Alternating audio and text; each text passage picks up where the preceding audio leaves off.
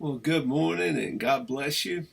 For the next few sessions, I want to talk a little bit about some books that I've written and why they can be a blessing to you and your family and your children. Uh, I have had a long project in life where I have created a series of children's books.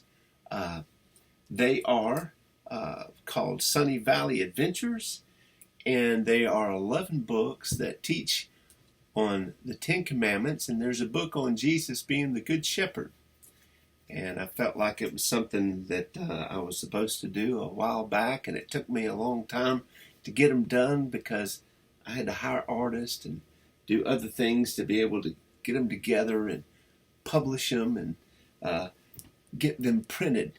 So when you see all these books behind me, that's what they are. They're a set of books ready to go out and to be in your home where you can read them to your children. They can read them and look at all the great pictures and learn about the commandments.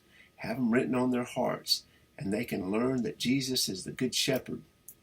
Now, why would I do that? Why would I write them? Why are they valuable to you? I'll just take one at a time, and we'll see if we can't, since there are 11 books, let's see if we can come up with 11 ideas on why these will be a blessing to you. I'd like to give you reason number one. And with that, before we get started, I just want to show you the first book in the series. This is on the first commandment, which is to have no other gods before me. And as you can see, we'll just open it up. We have some great pictures and the stories rhyme. So, what's a good reason to teach your children the Ten Commandments? Well, the first reason is that God taught them to his own children. You see, when God told Abraham that he was going to create a mighty nation out of them, he said that they would be enslaved in Israel. Did he say Israel? Wasn't it supposed to be Egypt? Sounds like something I'd do. Don't worry about it, son. It's kind of hard to bat 1,000 for 400 years, and then he would come and set them free. And when he did, he was going to bring them into a promised land, and they would be his people. They would be his children. Once he did bring them out of Egypt, he gathered them together 50 days later at Pentecost at the Mount Sinai, and God himself came down and gave them these commandments and other statutes and laws, but he gave them these commandments in particular.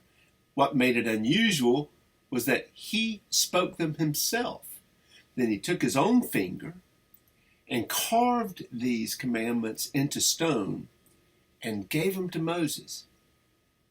And then when he had a mercy seat that would allow him to forgive people of their sins and allow him to commune with them, he put them in that box.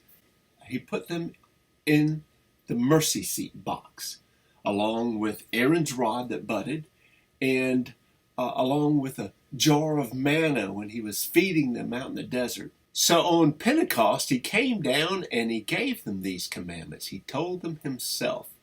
So I'd like to read it to you. It's out of Exodus 19 and 20, and it's very dramatic. So he says, I'm going to show up. Everybody gets to see God that day. Wow.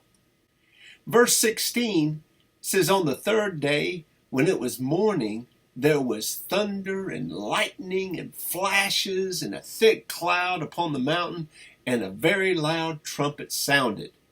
And it says, all the people trembled. I would too. And Moses brought the people out of the camp to meet God, and they stood at the foot of the mountain. Verse 18, it says, now Mount Sinai was all in smoke because the Lord descended upon it in fire. And its smoke ascended like the smoke of a furnace, and the whole mountain quaked violently. I think he was trying to get their attention. Exodus 20 verse 1 says, then God spoke all these words, saying, So he didn't tell Moses. He didn't tell another prophet. God said, I'm going to tell this myself. And he said, I am the Lord your God who brought you out of the land of Egypt, out of the house of slavery. And that's what God does for us.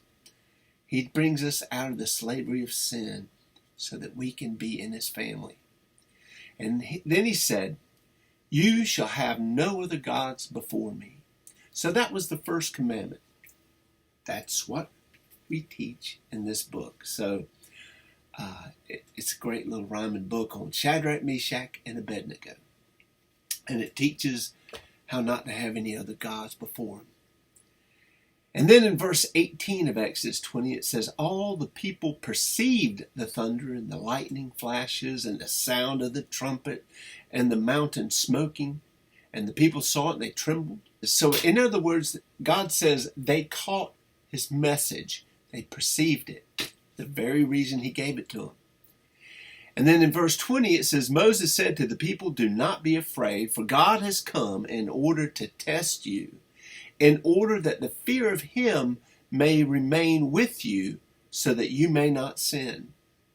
And then in verse 22, then the Lord said to Moses, thus you shall say to the sons of Israel, you yourselves have seen that I have spoken to you from heaven. And in every place where I cause my name to be remembered, I will come to you and bless you.